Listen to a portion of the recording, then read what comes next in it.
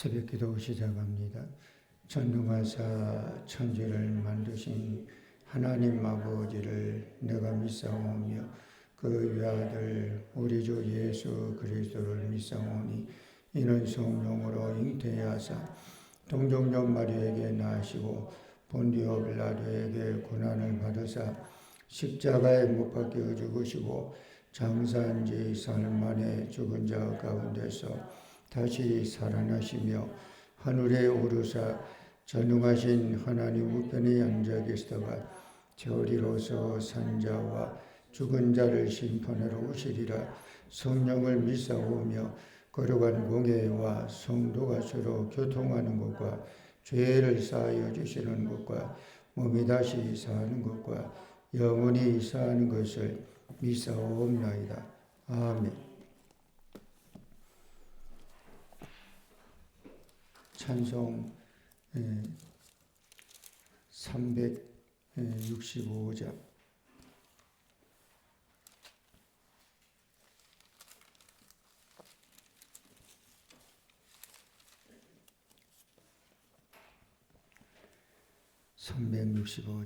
마음속에 근심 있는 사람 저 예수 앞에 달려라. 슬픈 마음 있을 때라도 저 예수께 아뢰라. 저 예수 앞에 달려라. 소리에 지근이 무엇이나 근심하지 말고 저 예수께 아뢰라. 눈물 나며 깊은 한숨 쉴 때 저 예수 앞에 달려요. 은밀한 죄 내게 있더라도 저 예수께 아뢰라. 저 예수 앞에 달려라. 저리의 친구니 무엇이나 근심하지 저 예수께 아뢰라. 괴로움과 두려움 있을 때에 저 예수 앞에 달려요. 내일 일을 염려하지 말고 저 예수께 아뢰라. 저 예수 앞에 달려라. 저리의 친구니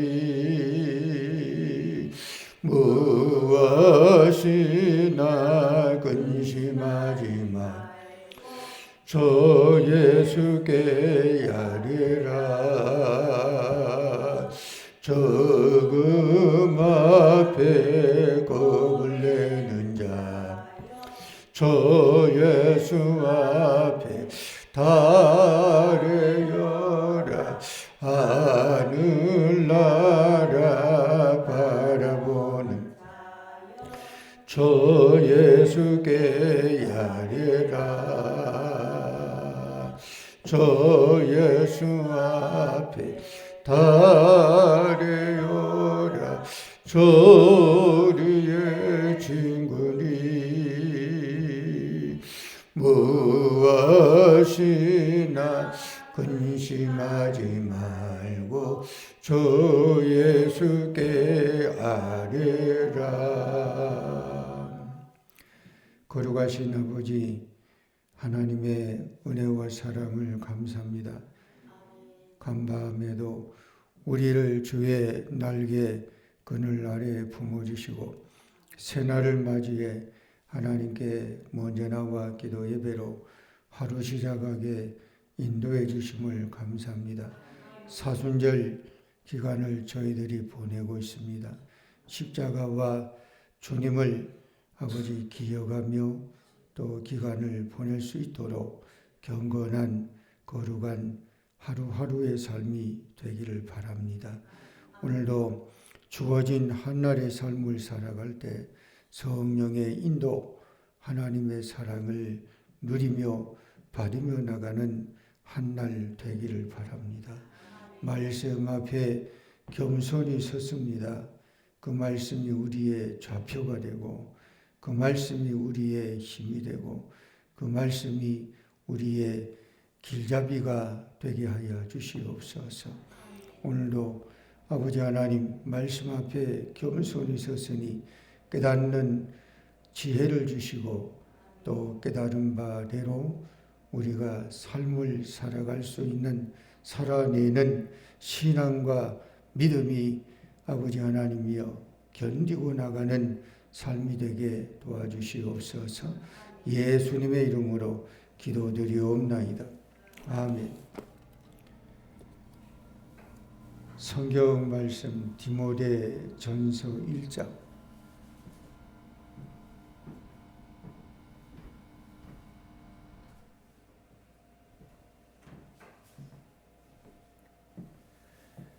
디모데전서 1장 우리 구주 하나님과 우리의 소망이신 그리스도 예수의 명령을 따라 그리스도의 사도의 예수의 사도된 바울은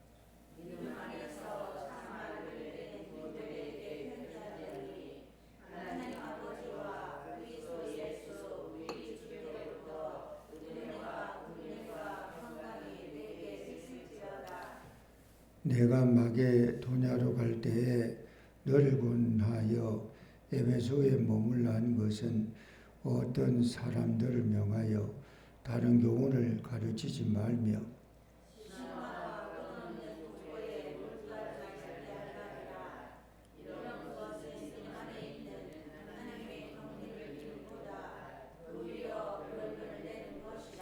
이 교훈의 목적은 청결한 마음과 선한 양심과 거짓이 없는 믿음에서 나오는 사랑이거늘 율법의 선생이 되려 하나 자기가 말하는 것이나 자기가 확증하는 것도 깨닫지 못하는도다.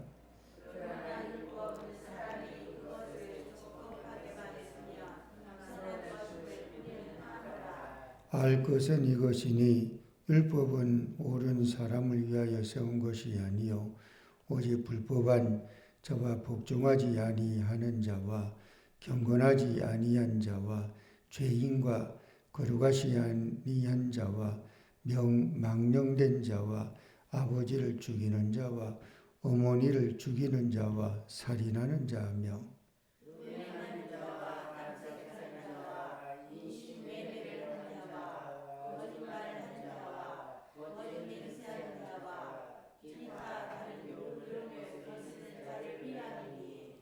이 교훈은 내게 맡기신 바 복되신 하나님의 영광의 복음을 따름이니라.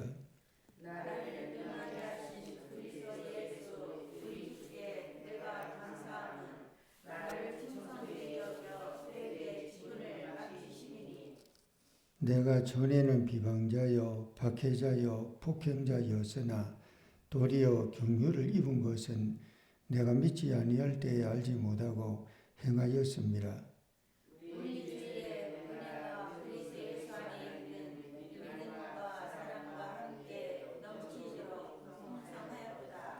미쁘다 모든 사람이 받을 만한 이 말이여 그리스도 예수께서 죄인을 구원하시려고 세상에 임하셨다 하였도다.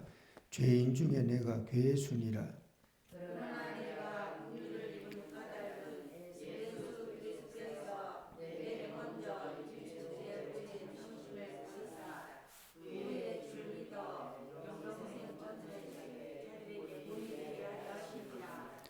영원하신 왕보 썩지 아니하고 보이지 아니하고 홀로 하나이신 하나님께 존귀와 영광이 영원 무궁하도록 있을지어다. 아멘.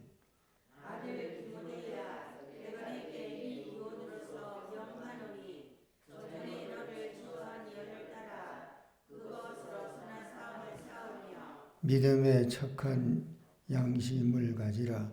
어떤 이들은 이 양심을 버렸고 그 믿음에 관하여는 파산하였느니라.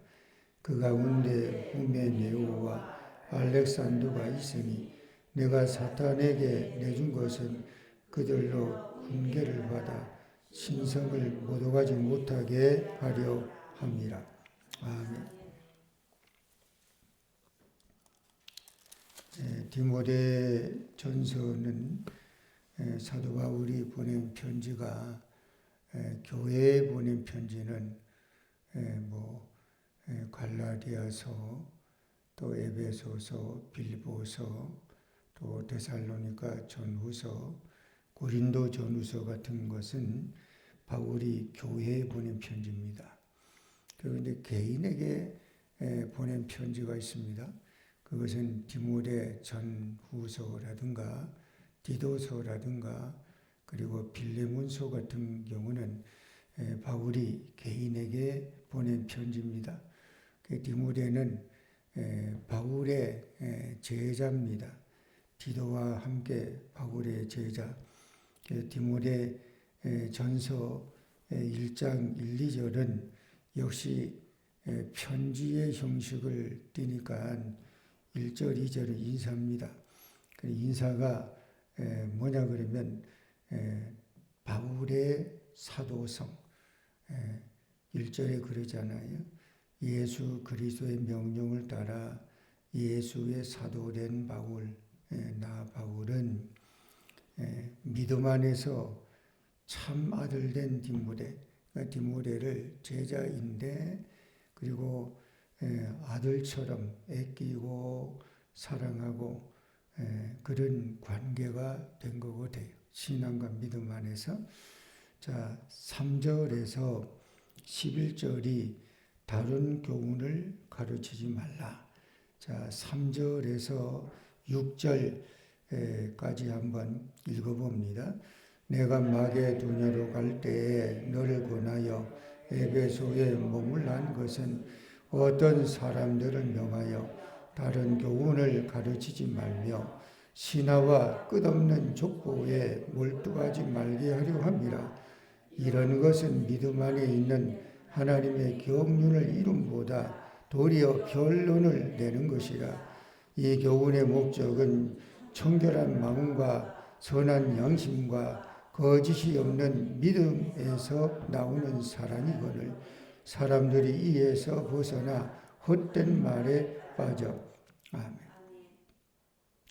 바울이 마게도냐로, 사실은 마게도냐로 갈 때 사탄이 가고자 하지만은 마가 막는 경우도 있죠. 그래서 마게도냐로 바울이 갈 때 디모데를 권하기를 뭐라고 권했냐 그러면 너 에베소에 머물러 있어라. 그리고 내가 너에게 그 숙제를 내주겠다. 근데 그 숙제가 뭐냐 그러면 에베소에 있으며 어떤 사람이 다른 이상한 말, 다른 교훈 이런 거를 가르치거나 얘기하거나 떠든다 그러면 그렇게 하지 말게 그거를 막으라는 거예요. 그러면서 뭐라고 합니까? 다른 교훈, 그 다른 교훈은 이런 것이 될 수 있다는 거예요. 신하와 끝없는 족보 이런 것에 몰두하지 말게 하라는 거예요. 자꾸만 말이 이렇게 거기도 그런 말씀이 나오잖아요. 5절에 보면 이 교훈의 목적을 했어요.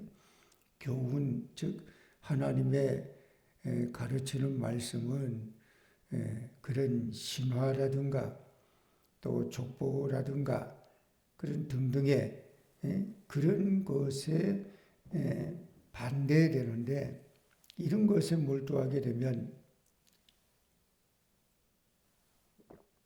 뭐가 된다는 거예요? 결론을 낼 수밖에 없다는 거예요. 말장난이 되면 안 된다는 거예요. 그러니까 우리가 뭐 세상에는 논리적으로 토론하고 하는 논쟁할 수 있는 건 있을 수 있지만, 근데 기독교의 신앙과 믿음은 논쟁의 대상이 아니에요. 그럼 믿어야 되는 대상이잖아요. 하나님의 말씀을 내가 받아들이고 인정하고 믿는 거예요. 그런데 믿는 게 내가 이해가 된다고 믿는 거는 그거는 뭐 신앙이 아니죠.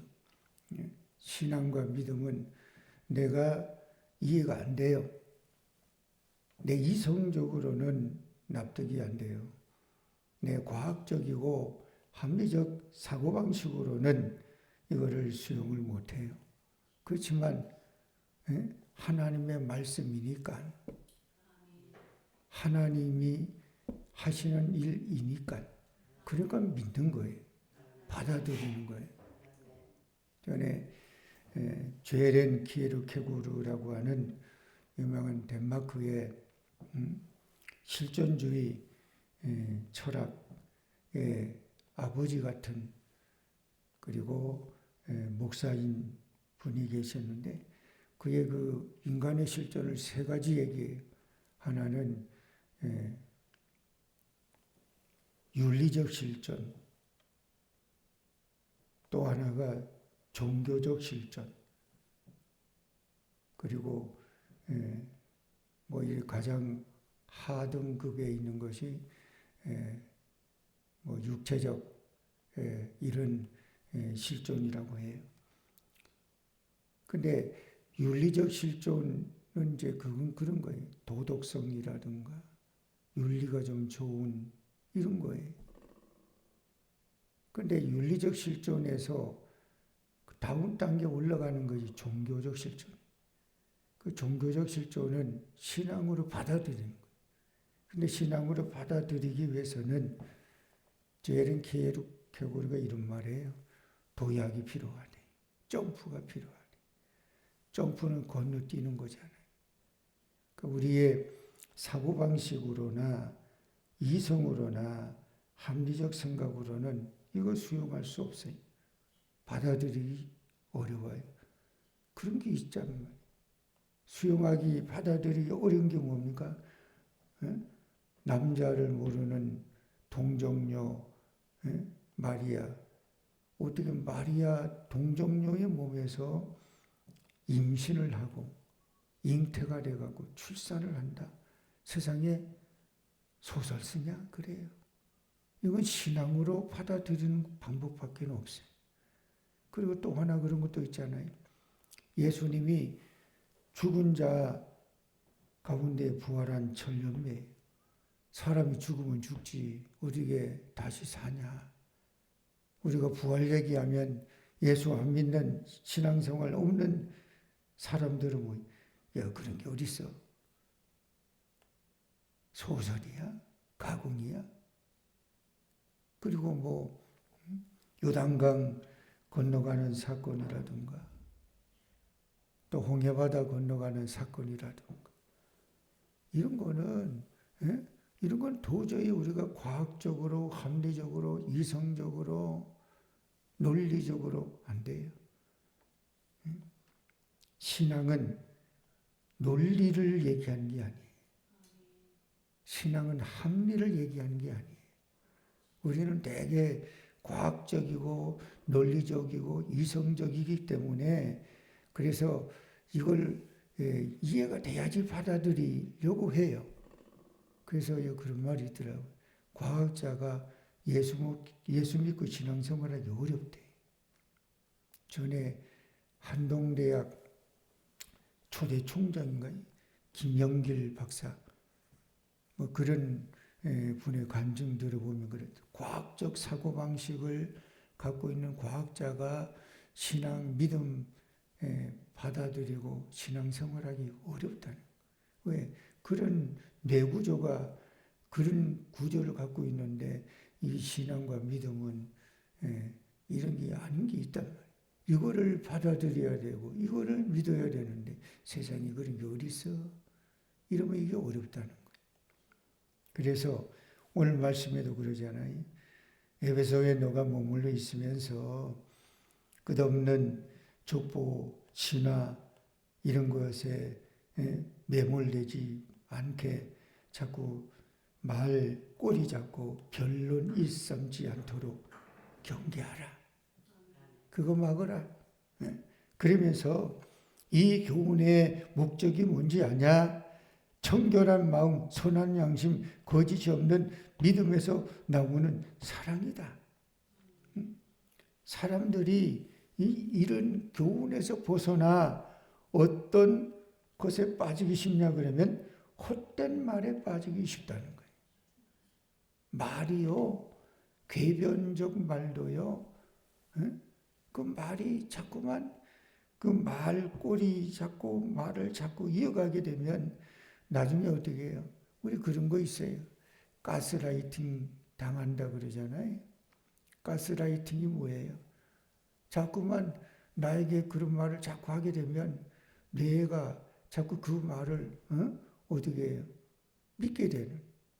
이 가스라이팅 한다 그러잖아요. 그런 게 있게 되면 나중에 거짓이 진짜처럼 그런 위험성이 있다는 거예요. 그래서 뭐라고 합니까? 사람들이 이에서 벗어나 헛된 말에 빠져가지고 엉뚱한 짓, 엉뚱한 길로 가는 거 이거 막아라. 이거 그렇게 하지 못하도록 준비하라. 그러면서 율법의 기능이라고 하나요? 그걸 말해요. 8절에 보면 율법은 사람이 그것을 적법하게만 쓰면 선한 것임을 우리가 안다. 그래서 율법을 무엇을 가르쳐주고 고지해주고 알게 하는 것이 있는데 그게 율법인데 무엇을 고지하고 알게 하는 것이 되느냐 그러면 뒤에 쭉 나옵니다. 자, 9절에서 10절까지 한번 읽어봅니다. 9절 알 것은 이것이니 율법은 옳은 사람을 위하여 세운 것이 아니요 오직 불법한 자와 복종하지 아니하는 자와 경건하지 아니한 자와 죄인과 거룩하지 아니한 자와 망령된 자와 아버지를 죽이는 자와 어머니를 죽이는 자와 살인하는 자며 음행하는 자와 남색하는 자와 인신매매를 하는 자와 거짓말하는 자와 거짓 맹세하는 자와 기타 바른 교훈을 거스리는 자를 위함이니. 아멘. 그게 뭐라고 합니까? 너는 알아라. 뭘 알아라는 거예요? 율법이라고 하는 게 뭔지 아냐? 옳은 사람을 위하여 세우는 것이 율법이 아니라는 거예요. 그 어떤 사람을 경종을 일으키게 하고 또 세우게 하는 기능의 역할이 있는 것이 율법이라는 것이라는 겁니까? 불법한 자, 또 복종하지 아니하는 자, 경건하지 아니하는 자, 죄인, 거룩하지 아니하는 자, 망령된 자, 아버지를 죽이는 자, 어머니를 죽이는 자, 살인하는 자. 지금 이게 언제 얘기예요? 바울이 지금 디모데에게 보낸 편지는 언제입니까? 바울이 언제 인물이에요? 지금부터 거의 2000년 전의 인물이잖아요. 우리 이걸 알아야 돼요. 2000년 전에도 어머니 죽이고 아버지 죽이고 살인하고 이런 게 있기 때문에 지금 이런 열고한 항목에 이런 게 있는 거 아니에요? 그리고 10절에는 더 과간지도 않아요. 음행하는 자, 남색하는 자, 인신 매매하는 자. 아니 인신 매매가 뭐 현대판 오늘날 뭐 인신 매매라면 그렇다 치자고요. 근데 2000년 전에도 오늘 일어나는 일들이 거의 대동소이해. 2000년 전이나 1000년 전이나 몇백 년 전이나 동서 고궁을 막론하고 사람이 살아가는 세상은 다 뒤지고 볶고 쌈박질하고 시기하고 질투하고 미워가지고 싫어하고 나중에 어떻게 해요? 살인하고 죽이고 치고받고 사람 살아가는 게 지구를 세상을 떠나 뭐 우주의 달나라의 화성에 살지 않는 이상 사람 사는 것은 다 거의 똑같은 것 같아요. 그러니까 9절 10절을 보면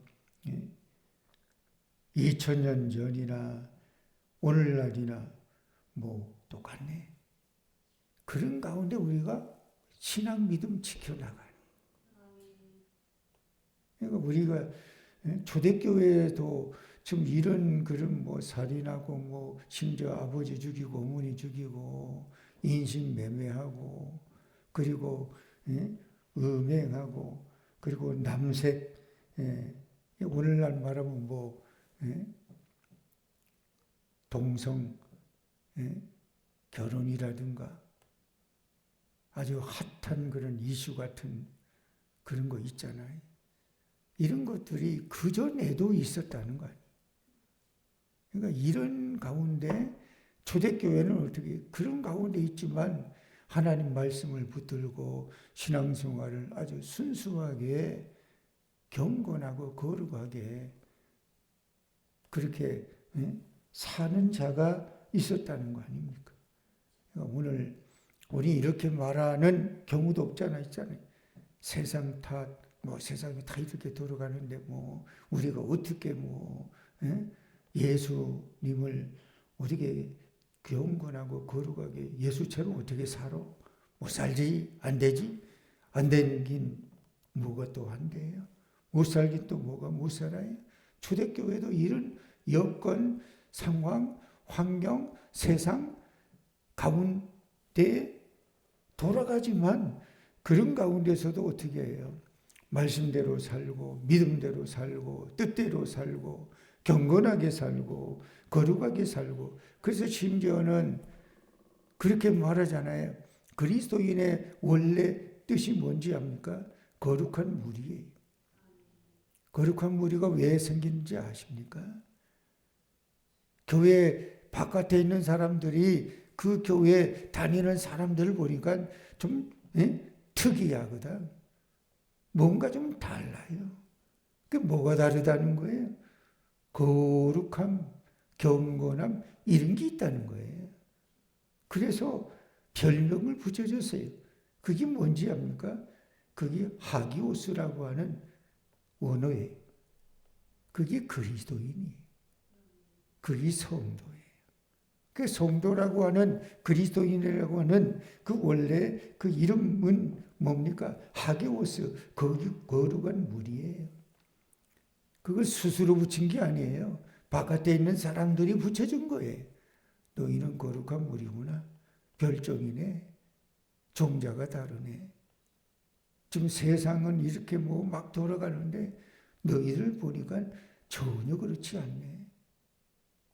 그 이름을 별명을 붙여준 것이 그게 오늘 말하면 크리스찬이요. 그리스도인이요. 이게 성도입니다. 그러니까 오늘날도 이것이 회복이 돼야 돼. 하나님을 모르는 자가 교회 밖에 있는 자가 하나님을 알고 교회 신앙 믿음 가지고 있는 우리를 향해서 별명을 붙여줘야 돼. 뭐라고 붙여줘야 됩니까? 저 교회 다니는 무리는 달라. 뭐가 달라? 달라도 달라. 근데 지금은 그렇게 이름을 붙여주는 건 고사하고 뭐라고 그래요? 에이 상식도 못 미친다 그래. 이래가지고 이게 되겠느냐.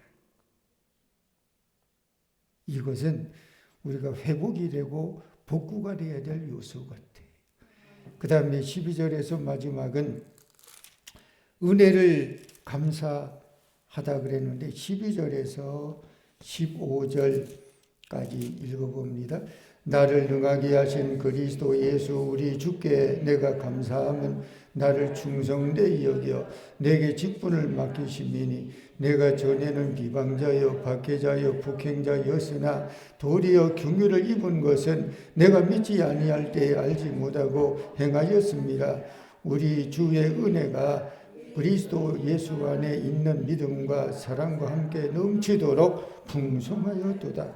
미쁘다 모든 사람이 받을 만한 이 말이여 그리스도 예수께서 죄인을 구원하시려고 세상에 임하셨다 하였도다. 죄인 중에 내가 괴수니라. 아멘. 12절에 뭐라고 합니까? 나를 능하게 하신 예수 우리 주께 내가 감사하는 것은 뭐라는 거예요? 나를 충성되게 여겨주셔서 내게 직분을 맡겨주신 것이 감사하다는 거예요. 바울이 내가 하나님께 내가 예수님께 주님께 감사한 것은 나를 충성되게 여겨서 내게 직분, 바울의 직분은 뭐예요? 복음 전파하는 직분이잖아요. 그 직분을 우리가 어떤 직분이든 교회에서 권사의 직분이든 집사의 직분이든 또 맡은 분야가 성가대, 찬양단, 또 여성교회 어떤 소임을 내게 맡겨주신 것은 뭐라는 거예요? 나를 충성되이 여겨서 맡겨주셨다는 거예요. 어떤 의미에 보면 우리가 그런 생각이 될 때도 있잖아요.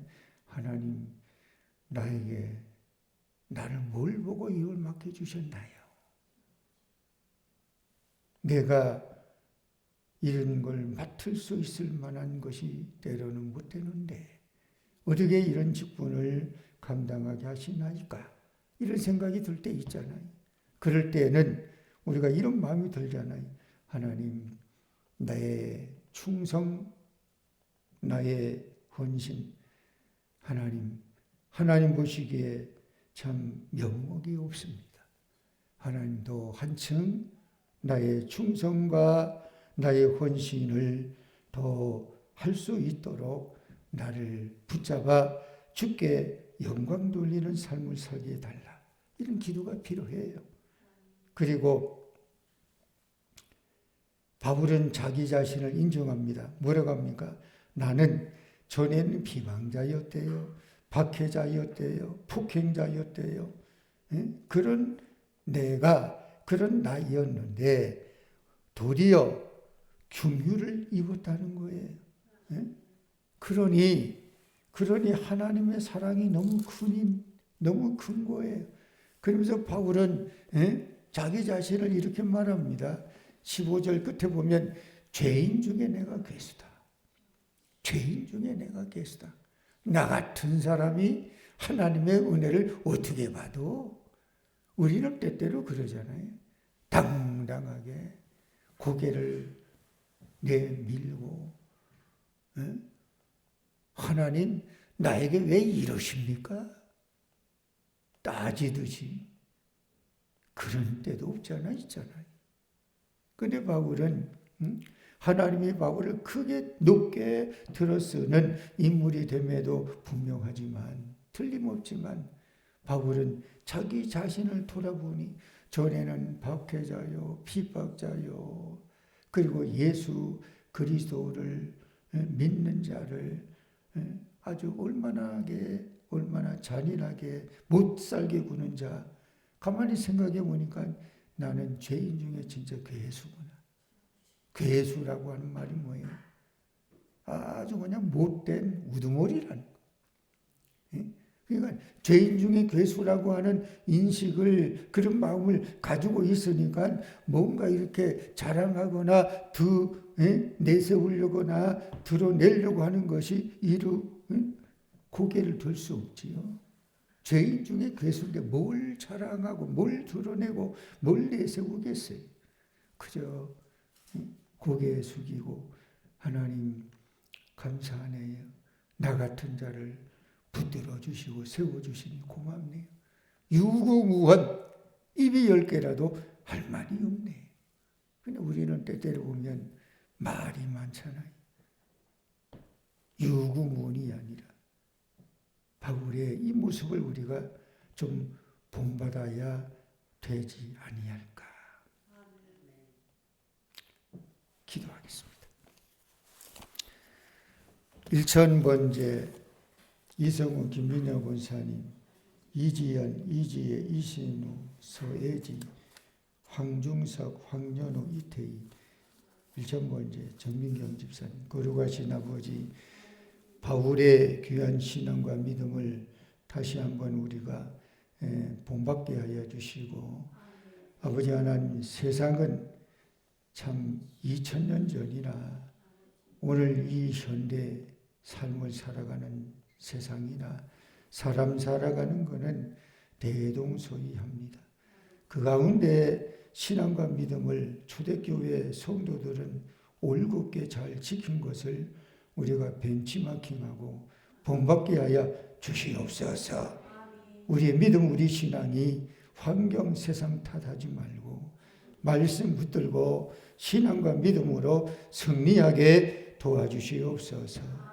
예물 드리는 손길 축복해 주시기를 원하오며 예수님 이름으로 기도드리옵나이다. 아멘. 하늘에 계신 우리 아버지여, 이름을 거룩히 여김을 받으시오며 나라의 임하옵시며 뜻이 하늘에서 이루어진 것 같이 땅에서도 이루어지리이다. 오늘날 우리에게 일용할 양식을 주옵시고 우리가 우리에게 죄진 자를 사하여 준 것 같이 우리 죄를 사하여 주옵시고 우리를 시험에 들지 말게 하옵시고 다만 악에서 구하옵소서. 대개 나라와 권세와 영광이 아버지께 영원히 있사옵나이다. 아멘. 주신 말씀 생각하며 기도하고 차분히 40분의 운행하고 우리 원사님 마무리 좀 해주셨으면 좋겠습니다. 기도합니다.